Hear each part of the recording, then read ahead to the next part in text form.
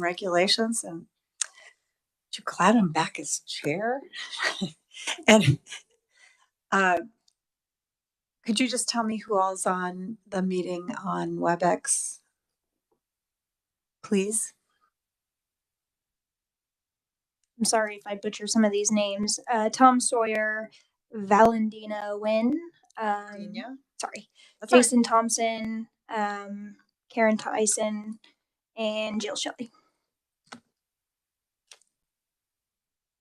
And Paul Wagner. There you go. I was going to say there's somebody else in there. And Jordan Mahillahan. Oh, that's okay. I just need the representatives and senators.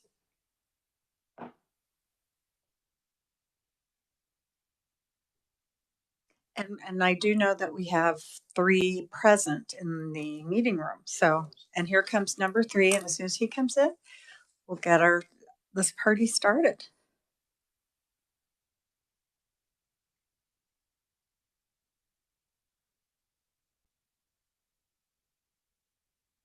If you wanted to move up here, you most certainly can. It just instead of having the camera bounce around the room. All right. Well, we're going to go ahead and get started. We'll start with Scott Gordon, General Counsel for the Kansas State Department of Education. Welcome, Mr. Gordon, and I appreciate your being here.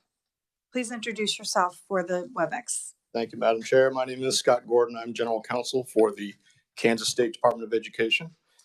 Happy to be here to explain and talk about the proposed amendments to the emergency safety intervention regulations. By way of very brief history, these regulations have been in place since 2013. They have been amended 3 times since then. This will be the 4th amendment that has been made to these particular regulations. In 2014 or 2015, I forget which year it came out, there was an administrative review decision that determined that seclusion did not mean evacuation, and it required that seclusion meant that no one else could be in the room with the particular student. There was also mentioned within that review, by way of dicta, it was just kind of extra language that threw some people off, that a student was alleged to have been secluded in a room not specifically designated as a seclusion room. It was a resource room that's typically used throughout the day for a variety of purposes. There was a desire from the task force to amend the regulations to address some concerns that advocates had. They believed that that was not the intent of the emergency safety interventions. So we need to make amendments. The amendments before you clarify that seclusion may occur in any separate space, regardless of any other use, and that it can occur without it taking place in any specific room. It doesn't even have to be a room. It could be a part of a room. Seclusion now means to either remove the student from the learning environment or to separate that student from all or more peers, most peers, and adults within the learning environment. In other words, if you were to evacuate a room of most of the students and most of the adults that would be in that room, that could be considered a form of seclusion as well. Or if you were to place that student within that separate space, other than an open hallway or similarly open areas such as an atrium. The theory being, if it's an emergency situation, you're not going to place a student in an open hallway by themselves. And within a hallway, a student would not feel, lack of a better term off the top of my head, trapped, right? They would be able to get away if they really felt that they needed to.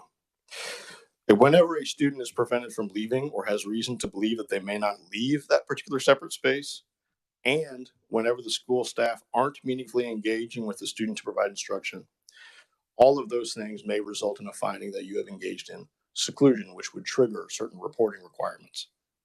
The amendments before you also change the requirement from being able to observe the student to you must visually observe and hear the student at all times. And finally, the amendments allow for appropriate discipline to take place, such as in-school suspension or having a student sit out in the hallway for being disruptive, without that being a violation of the emergency safety intervention regulations. With that, Madam Chair, I'm happy to answer any questions or clarify anything for you. Thank you, Mr. Gordon. Does anyone have any questions?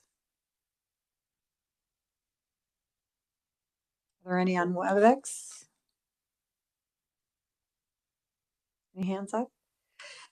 My questions about this is you talk about different reporting requirements, and I don't see what the recording requirements are. And I tried to have look on the website, and it didn't really. It just said things needed to be reported, and my concern is there are a lot of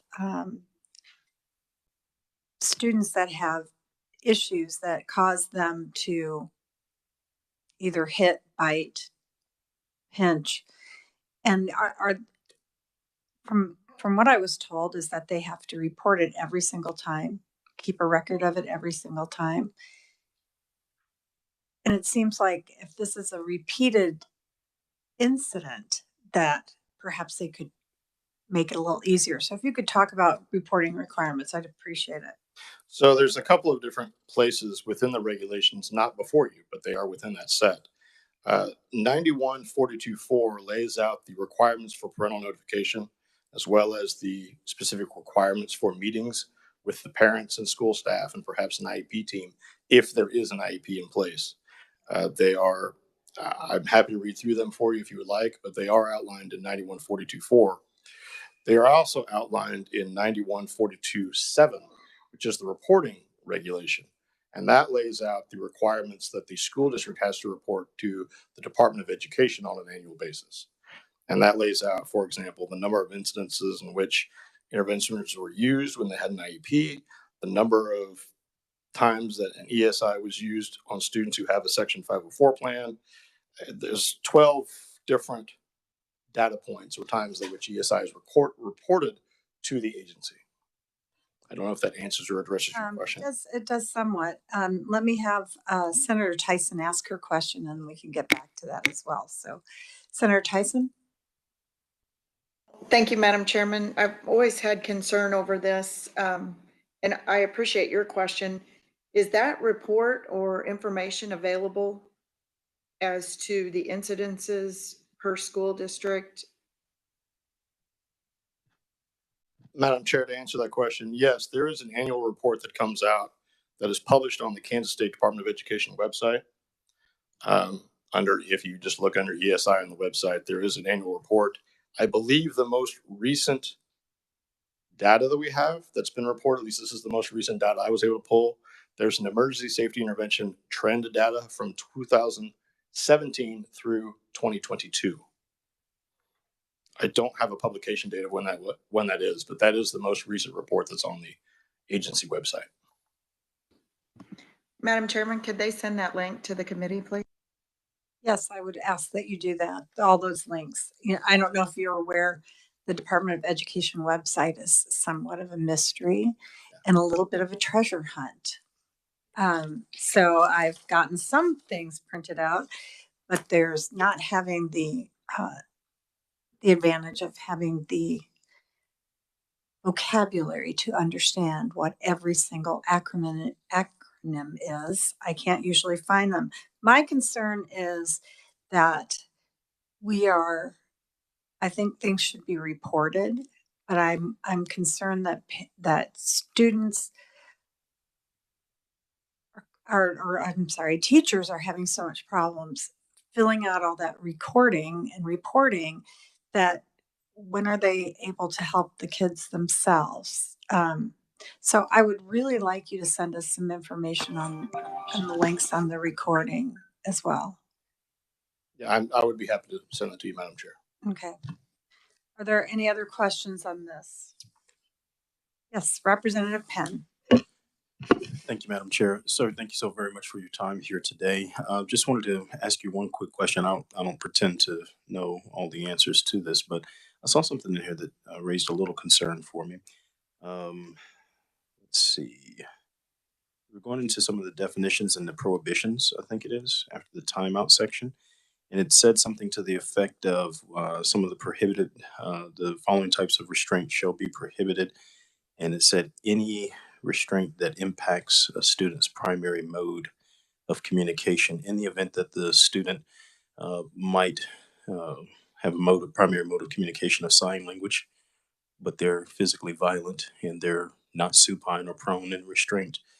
How does that jive? So the purpose of that part of the regulation or that restriction is exactly what you pointed out. You may have a student that may only communicate through either sign language or I would say just gestures that wouldn't necessarily be sign language. They may be nonverbal, but they have a way of communicating. You may not physically restrain that student in a way that they cannot express themselves in case they wanted to express that they feel like they're in danger or that they're in pain or that they can't breathe, which I'm not aware of that happening in Kansas in the recent years. But that is the purpose of those restrictions. And faculty and staff are trained. They receive training on an annual basis on appropriate means to restrain a student without restricting their ability to communicate. Okay, because I'm sensitive to the needs of the teachers and the staff as well. If a student is unruly, kind of like we saw in recent news, the one student who I guess he had his Nintendo Switch taken from him in class and proceeded to completely maul the one teacher. If there's a student that's in that situation, that frame of mind, and they're physically violent, what exactly are the professionals in the school supposed to do? According to this, they just let it ride. I would not. I'm not going to be an advocate to tell a teacher that they should stand there and take it if they're getting beaten on. I would tell you that I've seen photos and video. I've seen the video you're referring to. I know what you're talking about. I've seen photos of what has happened to faculty members when students. It's an emergency situation uh, where they are very cognizant of these restrictions and they're very careful on how they do and do not place hands on a student. And they are trained to de-escalate as much as they can. And if they can't, they get out of the room. And sometimes there may be circumstance where that's why you have to evacuate a room.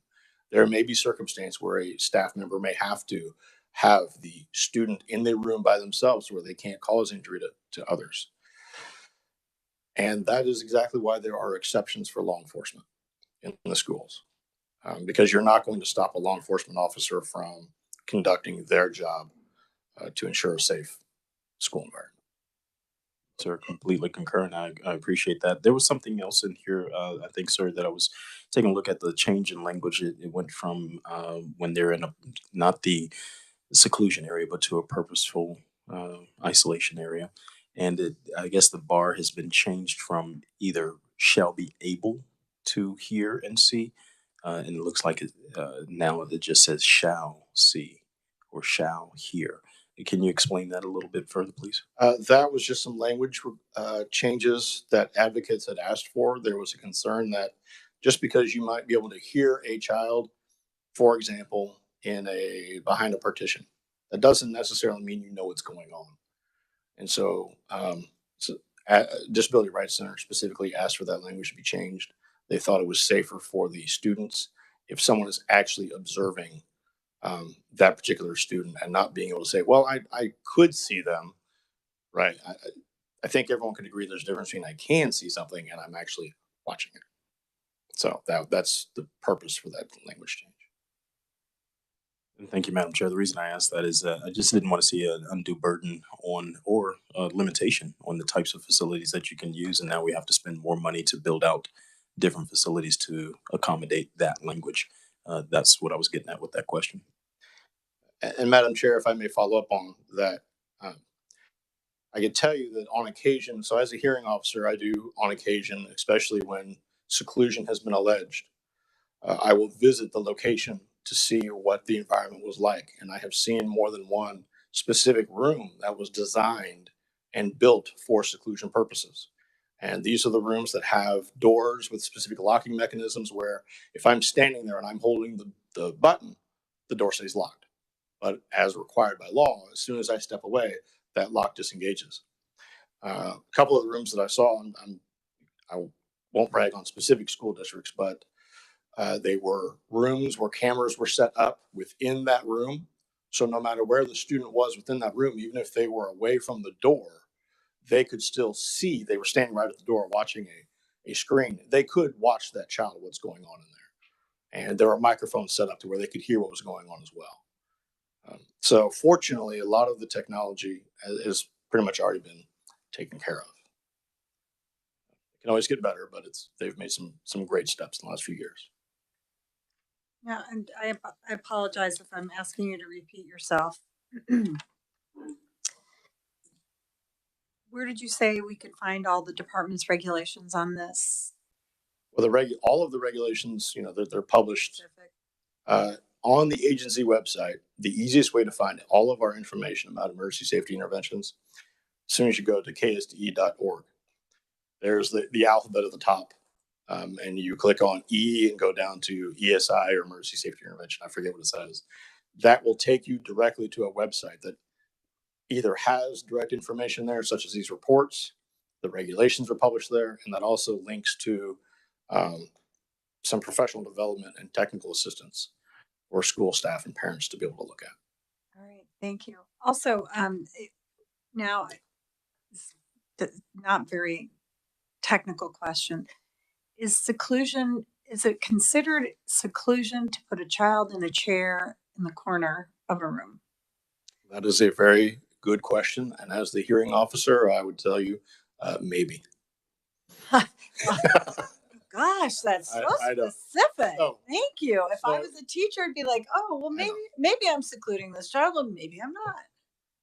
Keeping in mind that if you are still engaged with that child in providing instruction, for example, if you were any number of my elementary school teachers that I had, and they would instruct the child, like, okay, you're being disruptive in the classroom, you're in the chair back in the corner. As long as you are still engaged with that student and that student is still participating in some way of instruction, it's not seclusion.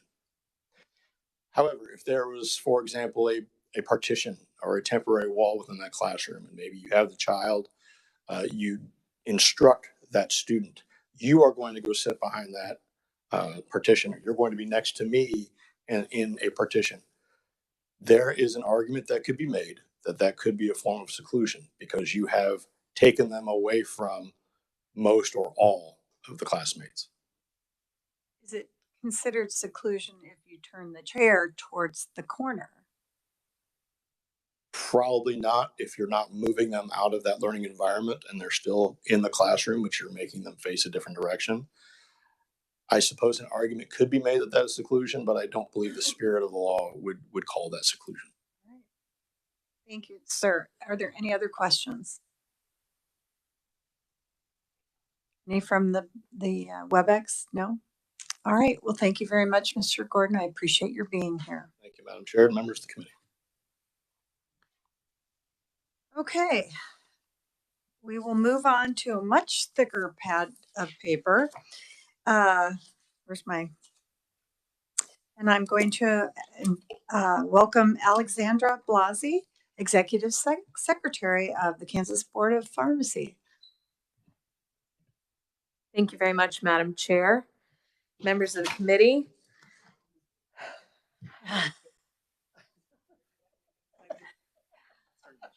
No, please sit down. We were all trying to be together. I'm sorry, I apologize. I just thought it would be easier for the camera to stay in one area as well as we could actually talk to one another. Jill asked me that. There you go. The in-house ranking member. I apologize for interrupting you. We're all trying to do our best. Madam Chair, does that make me the outhouse ranking member? Yes. Thank Yes, you. in fact, it does, Representative. It actually Okay. does. That's quite all right. Y'all are doing fine. Thank you. Okay. I'm sorry to interrupt you. Please go ahead. Not at all. Thank you, Madam Chair. I think a little musical chairs is always fun before a packet like this one. So I'm Alexandra Blasi, the Executive Director for the Kansas State Board of Pharmacy. Thank you so much for the opportunity to present the board's proposed regulations today. Before I turn to this volume of regulations in front of you, I did want to bring your attention to a report that's in your packet that Jill was kind enough to help distribute for us that's dated March 2nd. Yes, that's it. Under KSA 65-16-128, the Board of Pharmacy is tasked with issuing waivers to prescribers that are unable to comply with the requirement to electronically transmit prescriptions for controlled substance opioids. And that went into effect. The legislation was actually adopted in 2019, but that law went into effect in July 2021. And as the report indicates, in greater detail, of course, the board is looking to the legislature and to this committee for guidance on this process, hopefully in lieu of adoption of additional new regulations, and would very much appreciate your consideration and review in future legislative sessions. So that's just, I don't often have an audience with this committee, and I just wanted to bring that to your attention, not related to the regulations before you today. Okay, well, I appreciate that. And I did have a question about this. We don't usually push out legislation in this committee, and it's also a non-exempt committee. How would you like to approach this, and who would you like to be in contact with in order to start working on this? Madam Chair, we have circulated that report to the House and Senate Health Committees as well yesterday. And we have also reached out to our stakeholder organizations. So those prescriber organizations and pharmacy organizations that have individuals involved in this process. We hope that this is the beginning of a conversation over the next year or so to identify some areas for potential improvement or to get feedback from legislators. And since this is the committee that deals with regulations, and that's essentially what the board thinks could potentially be a last resort solution to resolving some of these issues, I just wanted to bring it to your attention. Well, I want to thank you for doing that, because one of the things that I've realized is that we sometimes pass legislation that does not address specific things. And so I appreciate your doing that. And so I'll look forward to hearing more about that as well. So thank you, Madam Chair. So now turning to the volume of regulations in front of you, my notes are in the order of the regulations listed on your agenda today. But of course, if the committee prefers to go in a different order, I'm happy to accommodate that. Before I get into that, I wanted to share some overarching thoughts that apply to all these regulations. The board has been working on this set for approximately 2 years, and some of the legislation that has brought forth these regulations well before that. We've also solicited feedback from pharmacists and pharmacy organizations prior to going into the formal rulemaking process so that we can ensure everyone's on the same page about these regulations and there are no surprises during the public comment period. Also, while these were originally in much smaller batches spaced out, just due to the timing of the review by the Attorney General's office, they all emerged together. So that's why you're seeing so many all at one time. But these are actually part of about 3 or 4 different smaller batches of regulations that just culminated at the same time. So with that, KAR 6811B addresses continuing education for pharmacists. The proposed amendment would require pharmacists complete a 1-hour CE course provided by the board each renewal cycle, which is 2 years for pharmacists. The hour would count toward their 30-hour total requirement and would be available online free of charge. Topics that the board anticipates including are KTRACS, the prescription monitoring program, pharmacy compliance, law changes, and required reporting to the Board of Pharmacy. Does the committee have any questions on that one? no, but if someone lets me know, then I will interrupt you. Thank you. Thank you, Madam Chair. KAR 6812A regards the role of the pharmacist in charge, or PIC, in the pharmacy, PIC. You're going to see a lot about the pharmacist in charge today. Amendments to this regulation require acknowledgement of the PIC responsibilities instead of an exam. So we're replacing that requirement. And the board notifications for any PIC change. The board has made all notifications available online, and these processes should take less than 5 minutes for an incoming or outgoing PIC to complete.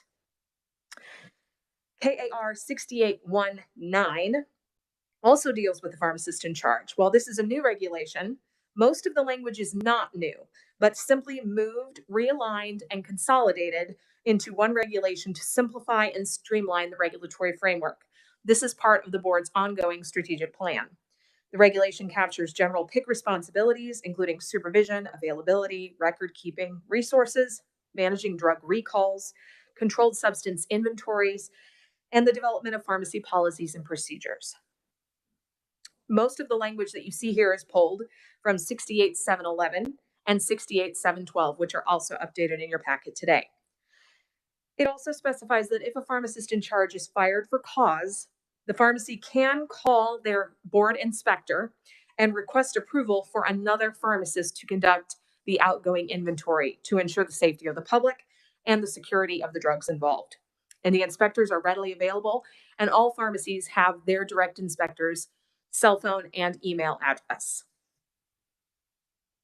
KAR 68220 refers specifically to the act of filling prescriptions. The amendments provide consistency with the legislature's 2019 and 2021 updates to the Pharmacy Practice Act, including the ability for pharmacists to fill prescriptions based on a prescriber's telephone consultation with a patient. This could be virtual or over the phone.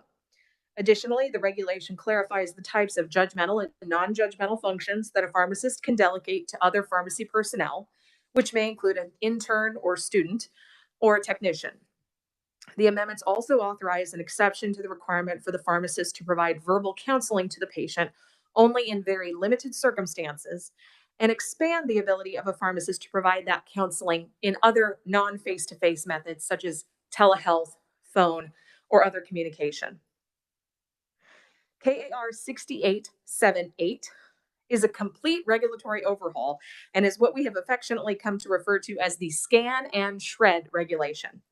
After years of requests from pharmacists and pharmacy owners, the board seeks to allow pharmacies the ability to scan or digitize their paper prescription records to reduce costs associated with prescription storage, which is currently required under Kansas law.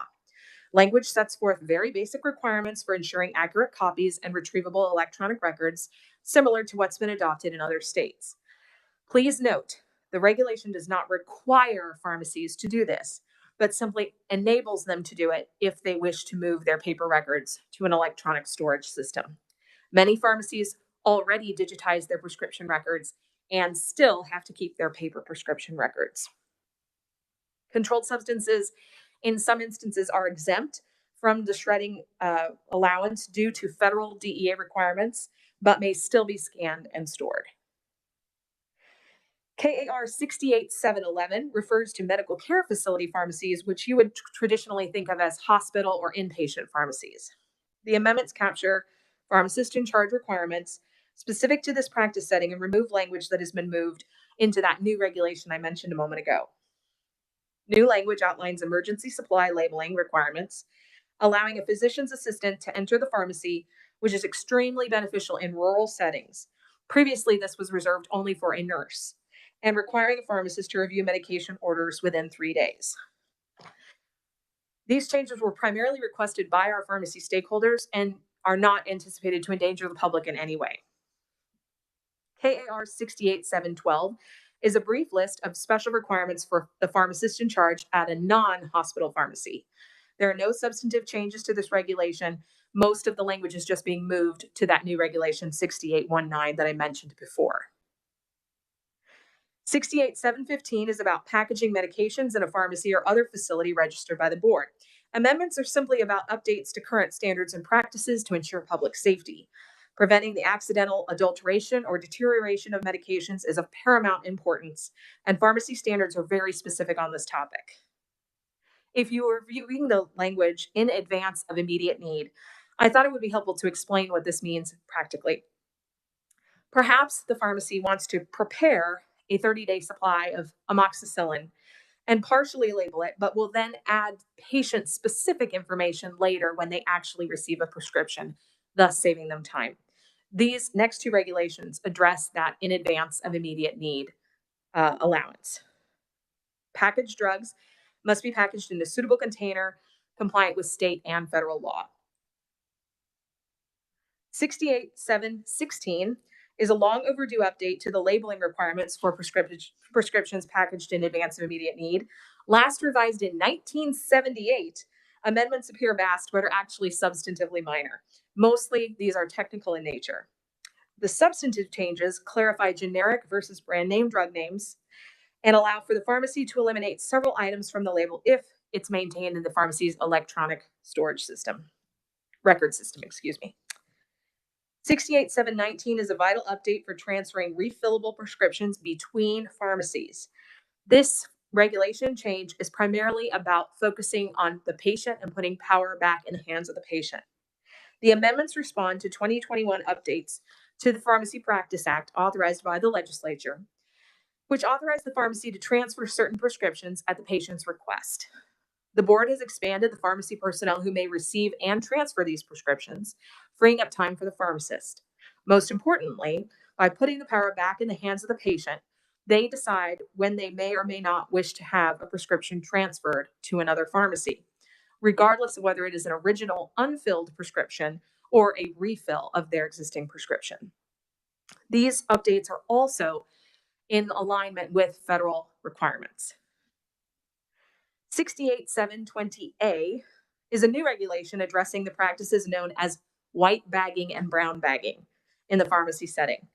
While the background for these practices is quite complicated, at the request of hospital stakeholders over the last 2 years, the board reviewed this unregulated practice and identified several areas for necessary public protection and immediate intervention, including requirements for specific communication between the participating pharmacies, delivery to a pharmacy versus a practitioner's office, policies and procedures, record keeping, tracking, patient counseling, prescription storage in accordance with manufacturer requirements, return of any prescription not administered to the patient, and most importantly, patient consent.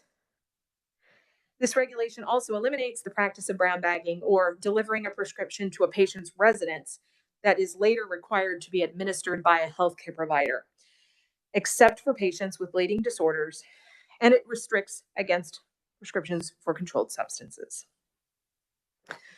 Much of this language is borrowed from the state of Virginia, who already adopted regulations on this topic and has been a leader in addressing these concerns.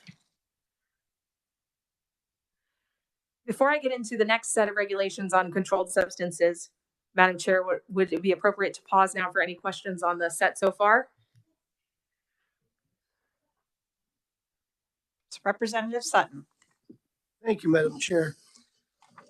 All right, I'm afraid I'm going to have to ask you to explain that last one as if I were 5, because you explained it. I heard your words, but I didn't follow exactly what was being regulated and what the changes were. Absolutely. So white bagging, it is difficult to understand. I think from a practical perspective, if I can give you a hypothetical example, that's the easiest way. So in a routine prescription delivery system where your patient comes to the pharmacy and the pharmacy hands you your antibiotic or your prescription and you take it home and you take that medication. In certain circumstances, a patient cannot actually self-administer the medication. It has to be administered to them intravenously by a healthcare provider. So let's say that is a chemotherapy medication, for example. So in this instance, the pharmacy cannot deliver that to the patient. The pharmacy has to deliver it to a location, another healthcare facility, whether that's a doctor's office, hospital pharmacy, infusion center, where it can be administered directly to the patient. What is currently happening, and I truly mean currently happening before these regulations go into effect, is that the insurance companies are often dictating what pharmacy can fill that prescription, and it's usually a specialty pharmacy. Then that specialty pharmacy delivers it to the hospital, except there's zero communication between the specialty pharmacy, the patient, and the hospital. So often prescriptions are being filled by the specialty pharmacy and delivered to a hospital dock, like the back of the hospital, and left there on the dock. No one is communicating to the hospital that they need to go get that. No one is providing a detailed list of everything that goes with that medication to administer it to the patient, like the IV equipment or maybe additional mixes that have to go in with that medication. And no one's communicating to the patient that it's been delivered and they need to go to the hospital to have that administered to them. So there's a huge breakdown in communication. Also, the second you delivered that in the state of Kansas to a hospital dock, it may be 100 degrees, it may be 20 degrees, we don't know. So that medication is now out in the elements. Who knows when it will be picked up? Who knows when it will be provided to the patient? And then if the patient doesn't show up, what does the hospital do with it? Do they return it to stock? Do they send it back? Do they even know where it came from? So this is quite a big mess.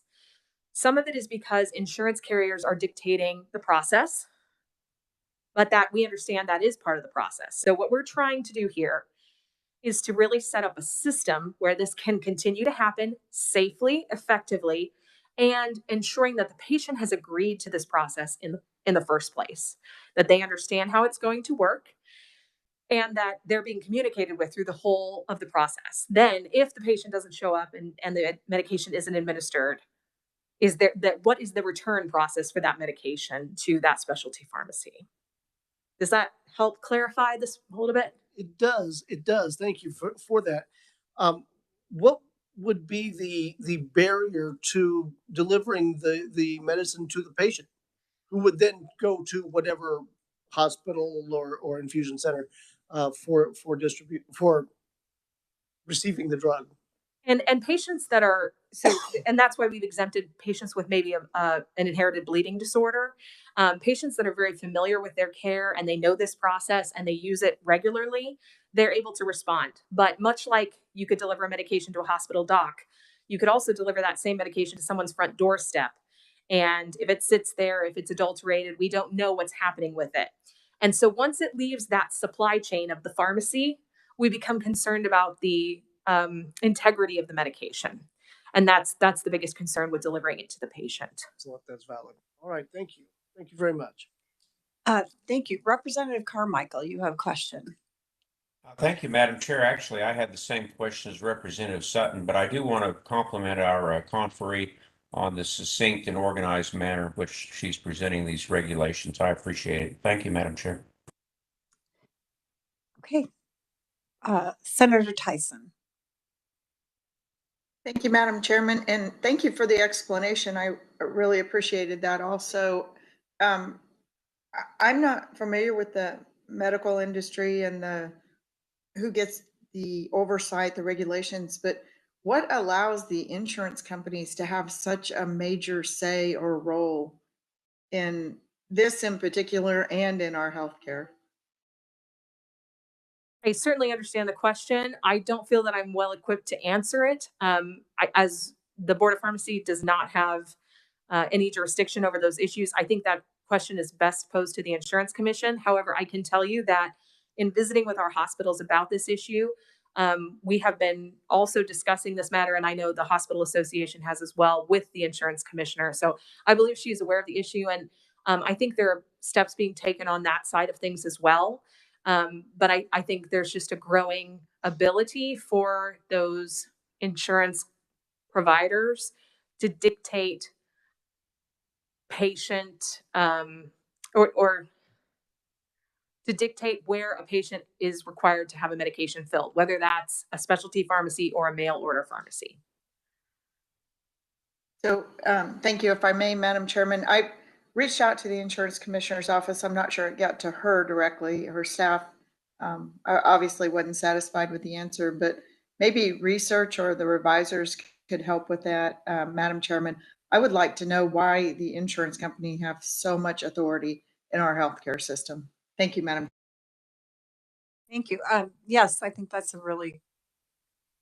I see the legislative research typing furiously to remember that they're going to need to do that for us. So that's right.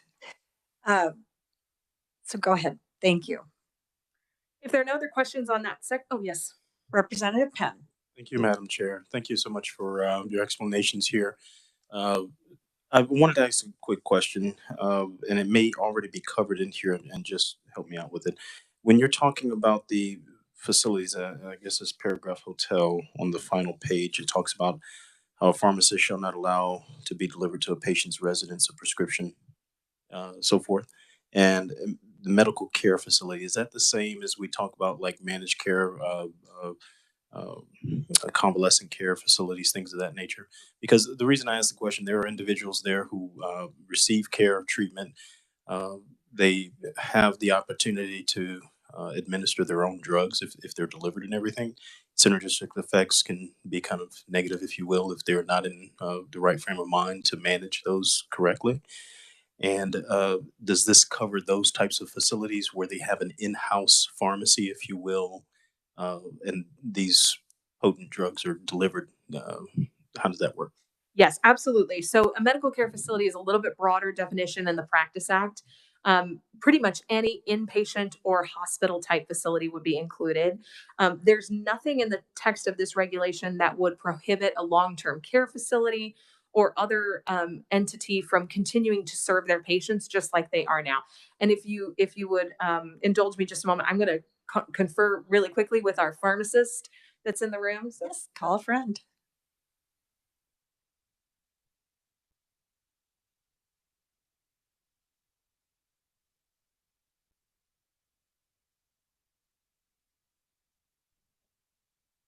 Yes, I stand by my previous answer. Thank you. That was awesome. Somebody wants to be a millionaire. And when you talk about the brown bagging, I have a little experience with that on the negative side. So that was thank you for answering that question. Madam Chair, if I may ask one other follow on. And thank you for your time and your indulgence as well. You said that you made an exception to policy here dealing with those who have the inherited bleeding disorders. Are there any other types of uh, medical issues that raise to the level of those persons? Are they knowing how to do is there another list, or is that the only one that you have? That is the only one that's carved out here. Of course, if the board becomes aware of another situation that would be appropriate, the board would move swiftly to address that. In looking at what other states have done, that is the only carve out that has been made. Thank you so much. Thank you, Madam Chair. Okay, well, I'll let you go ahead. Okay, moving on. The next batch are from Article 20 of the board's regulations and are implemented under not the Pharmacy Practice Act, but the Kansas Uniform Controlled Substances Act. This is the area of law that deals with dangerous drugs and those prescribed for legitimate medical purposes, but with a high propensity for abuse or reliance by the patient. Most of these regulations have not been updated in over a decade, and amendments align with federal requirements to eliminate confusion between state and federal law for our pharmacies, which ensure protection of the public. While we don't anticipate any fiscal impact because these are updates consistent with the current standards of practice, I did want to draw your attention to a few things. The first is a definitions regulation. 68/2016, however, gets into the records and inventories of the registrants, which are the pharmacies. We are clarifying and modifying record keeping and inventory requirements here to update with the federal regulatory sections. 68/2018 is on information concerning prescriptions and identifying and verifying a valid controlled substance prescription, the contents of that prescription, electronic prescriptions, which are fairly new to the state of Kansas, transmission, and dispensing. This one hasn't been updated since 1999. 68/2018A is a new regulation.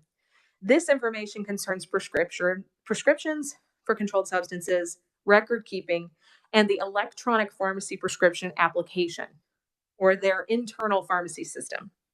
The proposed new regulation includes requirements for controlled substance medications, including supplying, dispensing, and administering these medications, setting forth the requirements specifically for partial fills and refills. It also outlines the record keeping requirements for those things. If you'll recall, partial fills have really emerged after the opioid epidemic and have referred to instances where pharmacies have set internal policies or patients themselves have requested smaller quantities of their original prescribed medication and allow the pharmacy to continue filling on one prescription until that prescription is exhausted. 68/2019 references only Schedule II controlled substances and its specific dispensing requirements, patient records, and annotations on the prescription record itself. 68/2020 is a similar regulation, but for Schedules 3, 4, and 5.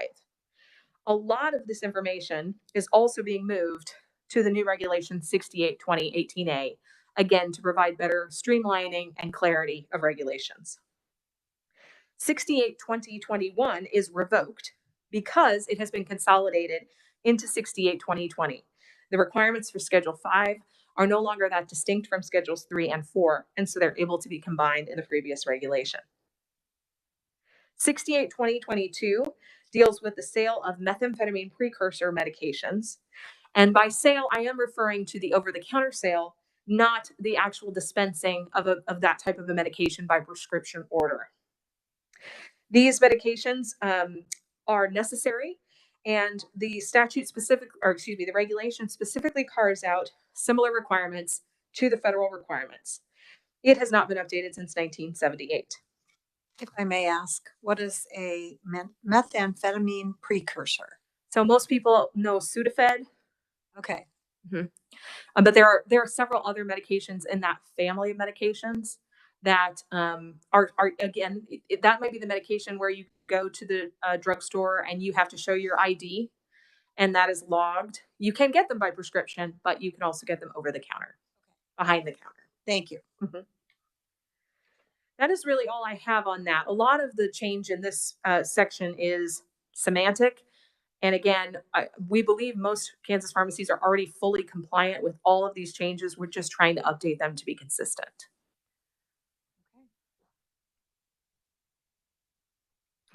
I will move on then to the Kansas Prescription Drug Monitoring Program, which we affectionately refer to as KTRACS. Most of these changes are based on the statutory updates made by the legislature during the 2022 legislative session at the request of the board. They are also done in tandem with our stakeholders and upon recommendation of the KTRACS Advisory Committee, which is composed of prescribers, pharmacists, and member of law enforcement. They were last updated in 2014 after updates to the statutes at that time. KAR 68211 is the definitions section, and amendments update and clarify several definitions in KTRACS to match current pharmacy record-keeping practices. 68212 handles the actual electronic reports. Amendments clarify when a pharmacy shall report to KTRACS and how, as well as the process for requesting any kind of exemption. The economic impact here will relate to dispensers no longer qualifying for the exemption, pharmacies changing or updated their software vendor agreements, and software vendors changing how controlled substance prescriptions are reported to KTRACS on the pharmacy's behalf. However, as vendors are likely to be multi-state vendors, they are likely already compliant with this amendment in Kansas. We have already been in the process of informing our pharmacies about these changes, and our assistant director of KTRACS has been working to communicate with our pharmacies about these changes, including non-resident pharmacies who may be less familiar with the requirements in Kansas. Could you explain to me what a waiver on this would be? Yes, absolutely. We know there are non-resident pharmacies that are shipping into the state of Kansas, but that may not provide any controlled substance medications. So they may be perfectly happy to ship amoxicillin to patients, but they may not be interested in shipping Adderall to patients. And so there's no reason for them to report to the system if they don't ship controlled substances. All right. Likewise, there are some carve-outs for zero reports. So if a pharmacy doesn't have any controlled substance dispensations that day, they would submit a zero report instead of just failing to submit a report. All right. 68213 is actually revoked. This was originally a requirement when the board first launched KTRACS. There were a lot of exceptions for people that weren't yet ready to connect to the system, report to the system, et cetera. They were sometimes filing on paper. This has not happened in many, many years, and so we do not need this section any longer. 68214 is a notice requirement for pharmacies to post a notice about the use of KTRACS to patients in the pharmacies. Very simple. And 68215 is about accessing the KTRACS system. Amendments clarify existing requirements for requesting data from KTRACS. While the regulation is lengthy, I think I can sum it up very succinctly. Section A deals with how patients or a patient's designee may request records from KTRACS on a paper form from the board by showing their identification. Section B is about how the practitioners, prescribers, pharmacies, dispensers, and delegates can use our KTRACS system electronically. They can get verified credentials and then log in and conduct their searches real-time 24/7. Section C deals with other regulatory state agencies and allows them to request practitioner or patient information from the board directly for investigation. And Section D is for our other users. They may be more infrequent, but this includes the Department of Health and Environment, any overdose fatality review board, and any Kansas impaired provider program that may need to request specific data on a patient through the board. Madam Chair, I'd be happy to pause there for questions on KTRACS. So smart. Yes, you have a question from Representative Sutton. Thank you, Madam Chair. I do have a question. 68214, You said it's just posting a clarification or posting a information for users that the pharmacy is using K-Trax. That's correct. Hasn't been updated since 2010. What has changed that would cause an update now? Really nothing. The board is just aware of the need to keep things up to date, and especially language. What we've realized in addressing some of the regulations that hadn't been updated in a number of years, that sometimes when the language is just allowed to get stale, it's very hard to adjust those regulations later on down the line. So since we were addressing this entire article, we just went ahead and did it. Okay, and what I'm trying to see exactly what change was made. Schedule 2 through 4, changing it to scheduled substance. It's just a language change. There's really no difference. For a purpose? That is the preferred language from the Department of Administration and the Attorney General's office. Well, who am I to question them by? All right. Thank you. Thank you, Madam Chair. Feel free to keep going. Thank you, Madam Chair. This takes us to the last section. Yay. Telepharmacy. But this section is entirely new. Telepharmacy is new to Kansas. In 2018, the board commenced a pilot project allowing the first telepharmacy in Kansas. Telepharmacy allows a pharmacist to conduct their review, supervision, verification, and patient counseling responsibilities virtually, while a pharmacy technician staffs the brick and mortar pharmacy and conducts the in-person dispensing process. Please note this is not a vending machine or a kiosk. Telepharmacy software enables remote prescription verification and live video counseling with patients, which include two-way audio and video. The legislature authorized telepharmacy in Kansas in 2021, which instructed the board to adopt these regulations. The bulk of the requirements were agreed upon by a task force that was convened by the Kansas Pharmacists Association, and most of the language is borrowed from states that have operated telepharmacies for many years, including North Dakota. As telemedicine and telepharmacy become more commonplace in the healthcare setting, establishing criteria for safe operation, compliance, and evaluation are critical to the protection of the public and access to pharmacy services, especially in rural and underserved areas. While the proposed regulation creates new requirements for pharmacies that want to establish a telepharmacy, the regulation does not require anyone to establish or use a telepharmacy. Pharmacies wishing to open a telepharmacy could incur costs ranging from $5,000 to $25,000 for initial setup and ongoing maintenance. Vendors and other state boards of pharmacy have estimated the costs of the continuous video surveillance of the telepharmacy outlet at approximately $20,000 and ongoing maintenance and storage from $300 to $1,600 per month. The cost of a monitored alarm system is estimated at $1,000 per year. KAR 6823.1 is a definition section. 6823.2 sets forth the requirements for pharmacy owners who wish to establish a telepharmacy outlet, including where it can be established, how many prescriptions can be dispensed, how the outlet is to be supervised, the opportunity for the outlet to receive a waiver from the board in certain circumstances, and outlet compliance. 6823.3 is about the personnel in that telepharmacy, including training and supervision. This indicates who will staff the telepharmacy outlet, conducting internal inspections, storage of drugs and devices, emergency procedures, and what constitutes direct supervision, which is what is required under the Pharmacy Practice Act. Additional travel and coverage by a pharmacist in charge or supervising pharmacist that would be above and beyond routine in-person pharmacy supervision may be required. While no additional pharmacist hours are required to operate the outlet, there may be a shift in the location where those hours are performed or the tasks that they are dedicated to. 6823.4 provides requirements for the practice of telepharmacy, including when a prescription may be dispensed, what tasks may be performed by certain pharmacy staff, and again, more detailed outlet compliance.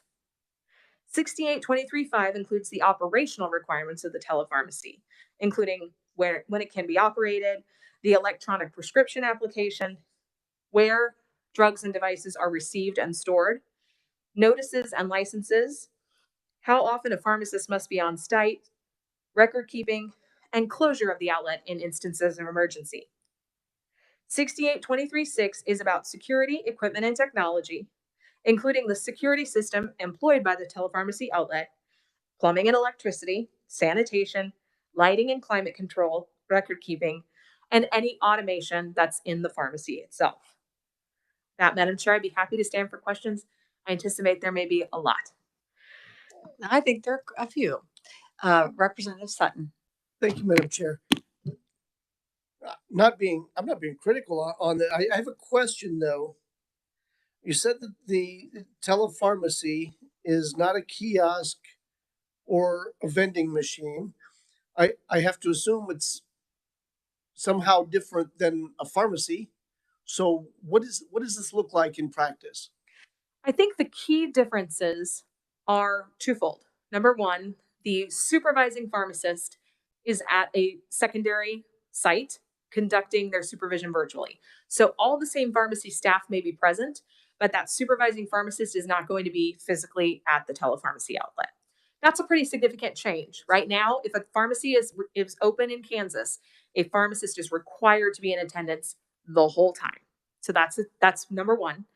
Number two is that in order to accommodate that, we're really looking at a full-time video audio surveillance system that's employed at that pharmacy so that that pharmacist can be watching, as well as other photographs and things by the technician or the intern that's doing the dispensing. Because now it becomes a lower level pharmacy staff person that's conducting those activities with that remote verification offsite.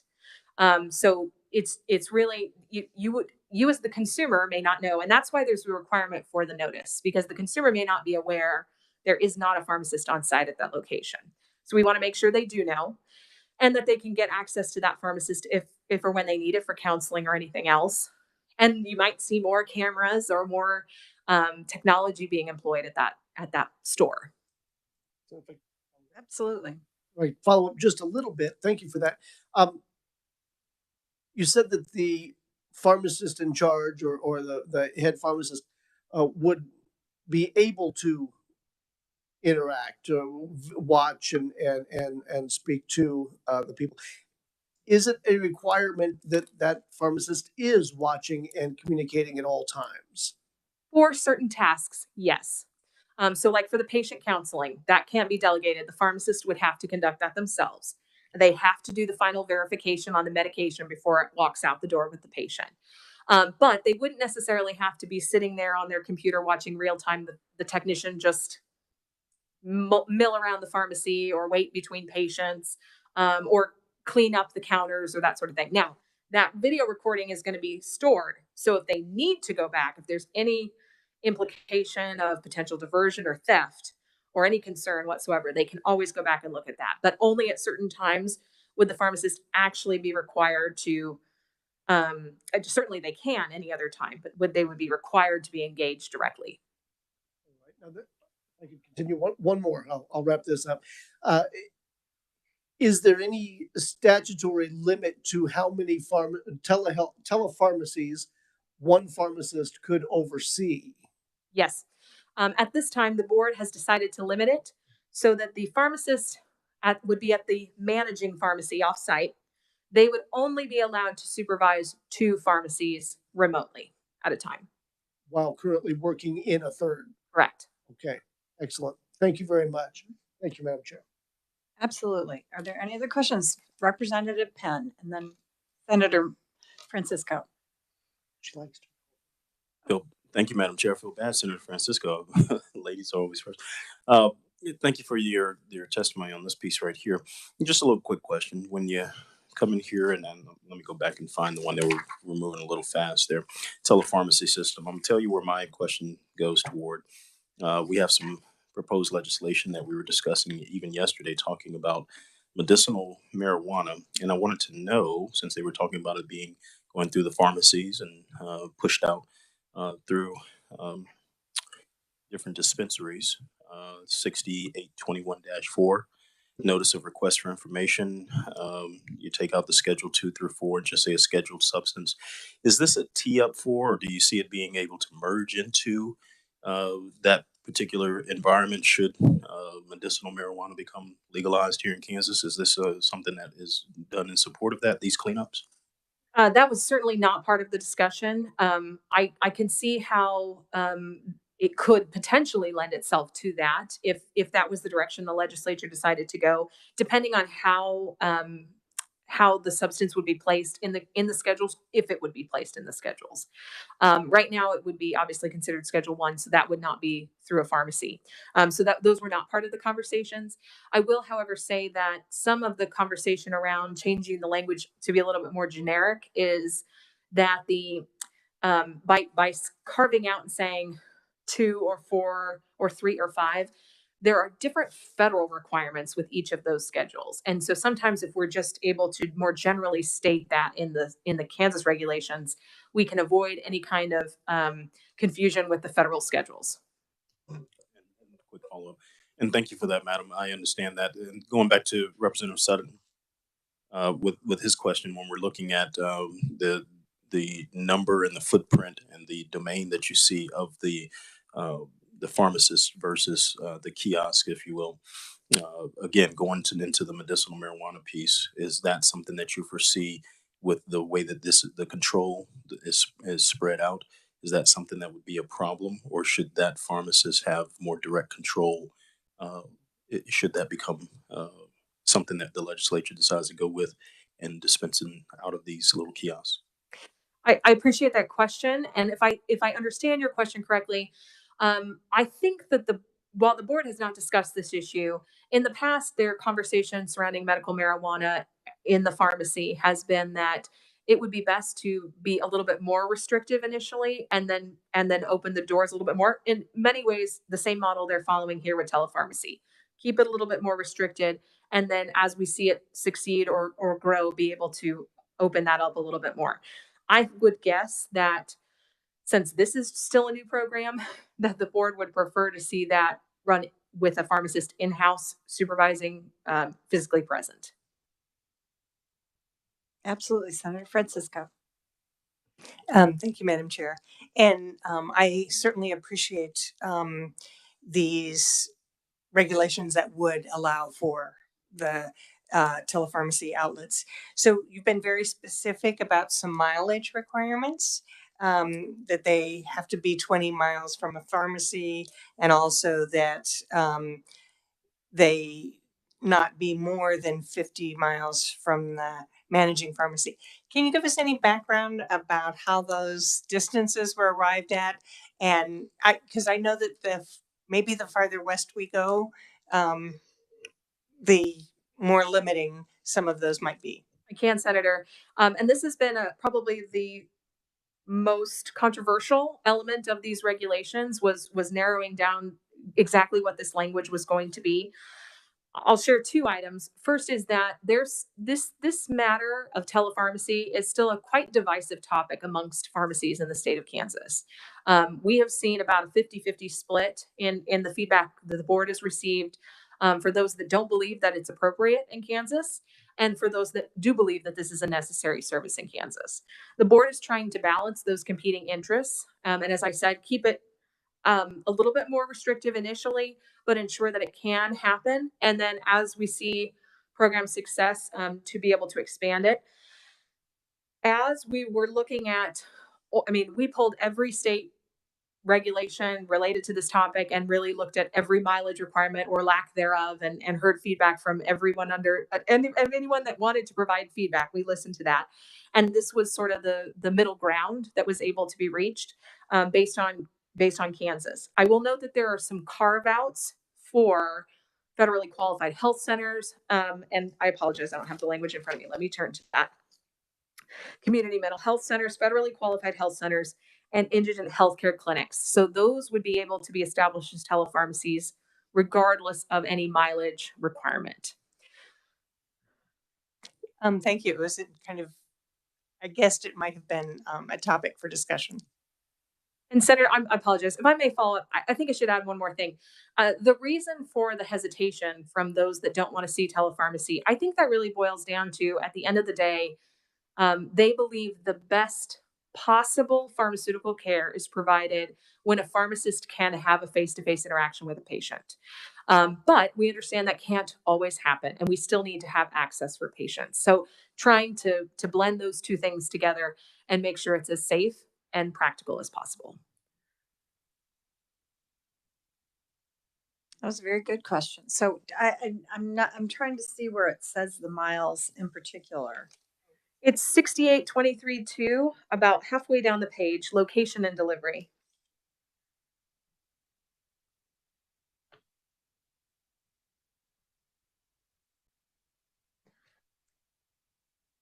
So there are carve outs for those of us who live in the middle of nowhere that aren't 20 miles from just about anything. Because I know that there I have a lot of friends who are farmers out in western Kansas where 20 miles is a stretch. That's like a hop, skip, and a jump. So at least, okay. Correct. Oh. Yes, at least. All right. Are there any other questions? Anyone online? If not, thank you very much for being here. Thank you, Madam Chair. I appreciate your attending our committee meeting, and you're very proficient at your testimony. We don't usually get stuff like that. So, all right. Are there any other committee discussions or comments on proposed rules and regs you'd like to have in the minutes? I'm not seeing Senator Francisco, sorry. Thank you, Madam Chair. I think we should just note how appreciative we were of what the Board of Pharmacy has done in giving us really a complete package and an overview, and particularly for looking ahead a bit and making all of the language consistent. Well, I think that was a very good thing. Representative Penn. Thank you, Madam Chair. For Ms. Is it Blasey? Is that correct? Madam Chair, if I could just commend her one more time. We've been through quite a bit these past 45 days, I guess it has been.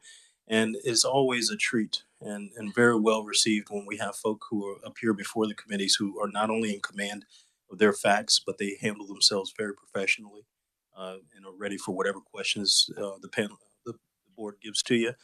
But just to hats off to you and your team for being prepared and making this as efficient as possible. It is very, very well appreciated. Thank you. And that's echoed by all of us.